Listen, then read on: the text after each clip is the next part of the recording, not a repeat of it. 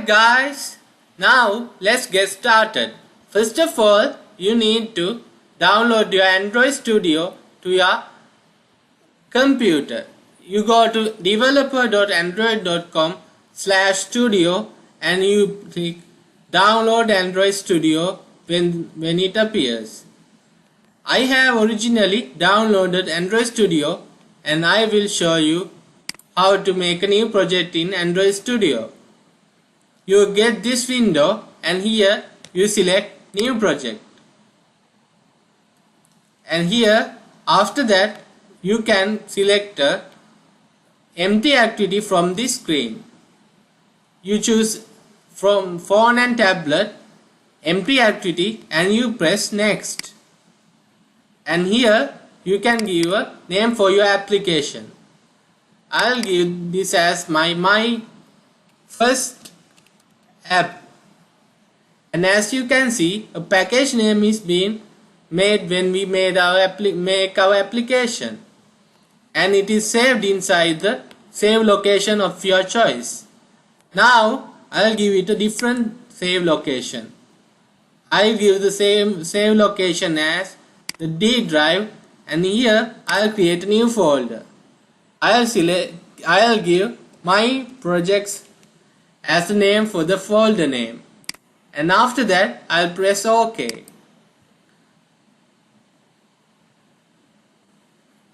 It says here that the project location can't have white spaces, so I'll change this. I'll have a new project folder made. This time I'll give this my projects, and I'll select my projects and click OK. And you can give the language as Java or Kotlin. Because we are doing in Java, we'll give this Java. And after that you can give the minimum SDK for your application. The minimum SDK at default is API 21 Lollipop. You can increase or decrease the level of your API or APK. Now after that we can press finish,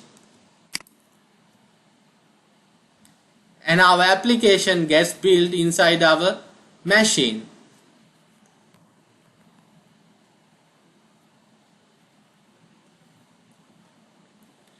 It will take some time to build.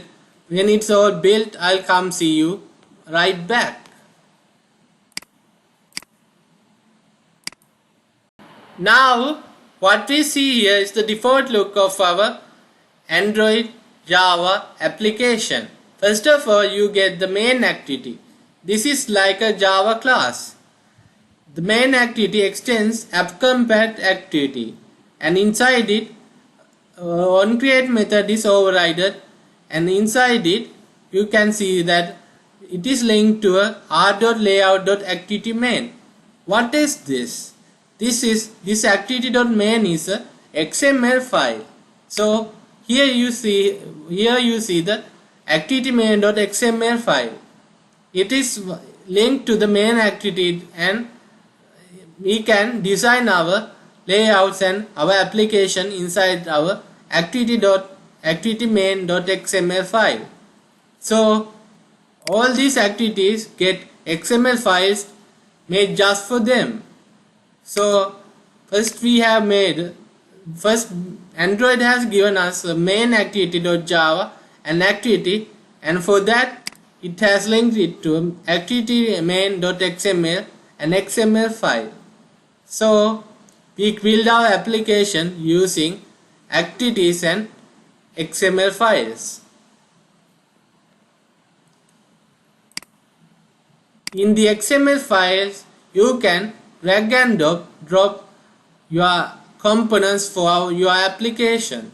You can resize them, you can color them, you can give them properties and all. And as you can see here, there is a place called a res. The res has drawable layout, mip, map and values folders. The drawable is the place where you keep your resources like pictures and other resources. And the layout has our XML file which was made for the activity. And MipMap has icon launchers, launch icons and icons that go to our application.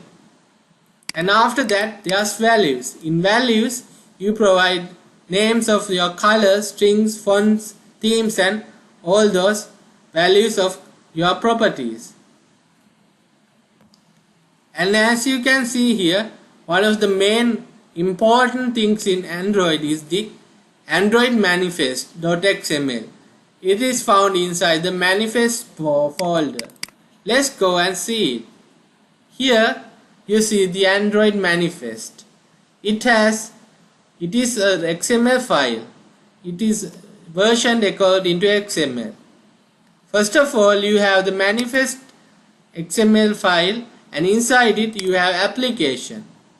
And in the application tag you have the icon for your application, your label for your application, the name for your application and the theme for your application. And after that it has a activity tag. The activity tag calls the activity of your choosing. Inside it you have the activity name and the exported value as true. And after that, an important thing is there. The intent filter is there. This is the intent filter. The intent filter is the tag that lets you to run your application when you press run in the console. If it is not there, you can't run the application. The intent filter has an action Android name as android.intent.action. The name of your activity, and after that there's a category where we give android.intent.category.launcher. There are other category names as well, and actions. There are many actions that we can put for our intent filter. There are many categories we can put for our intent filter as well. And after that we can see there is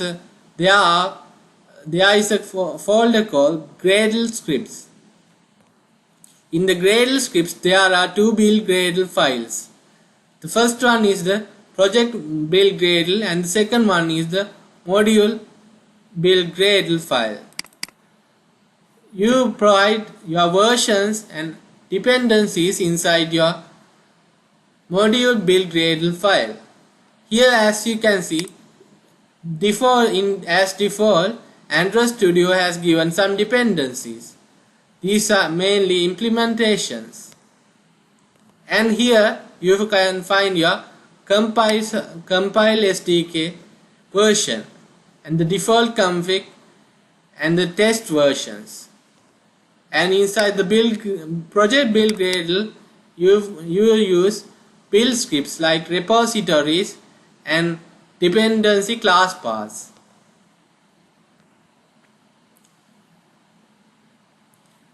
Now let's see our main activity again.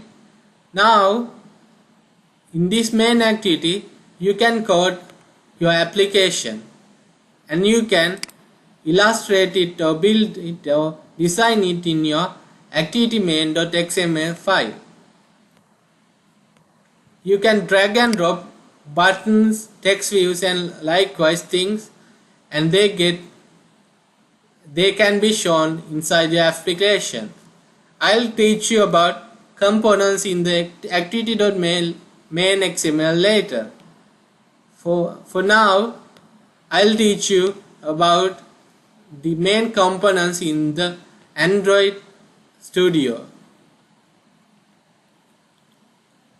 What you see here as the drawable is the place where you keep your icon launcher background, foreground and resources like pictures of your icon, the thumbnail of your application and other resources.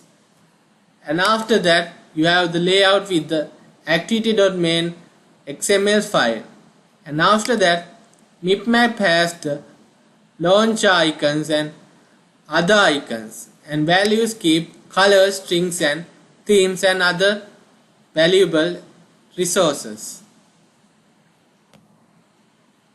So here in the Android manifest you keep your application properties and give permissions and other stuff when building an application.